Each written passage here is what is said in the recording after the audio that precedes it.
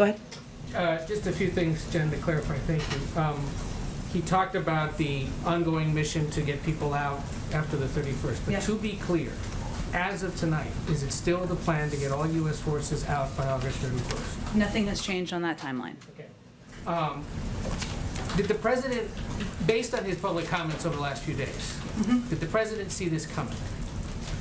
Well, I think what you have seen the president say, and many members of our military and our national security team say, is that we have been closely watching and assessing the threat of ISIS-K, and that we have had increasing concern about that threat growing over the last couple of days.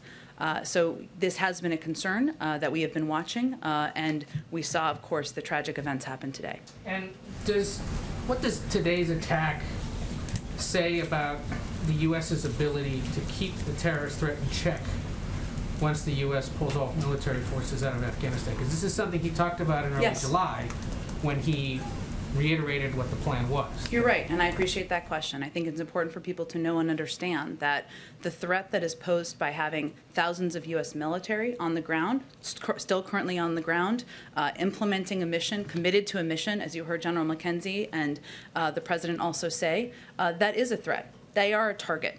People gathering around the airport, that is a threat, that is a target. But ISIS's ability to target individuals who are on the ground in Afghanistan is very different from ISIS's ability to attack the United States and attack the homeland. And we will maintain and continue over the horizon capacity with presence and partnership with countries in the region to ensure that they don't develop that ability. Do you know yet if he would go to Dover to greet the caskets of those that were killed? I'm certain the President will do everything he can to honor the sacrifice and the service of the lives who were lost today.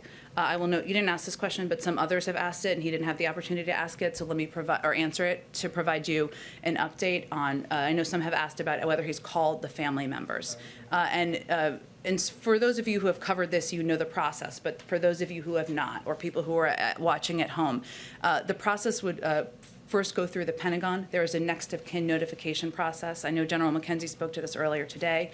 That is the process that is still underway at this point in time. Until that process concludes, the President would not make a call because that's the first step in the process. And then in terms of additional steps such as Dover, of course, he would consider and want to be a part of any means of honoring the lives that were lost today. Go ahead. Thank you.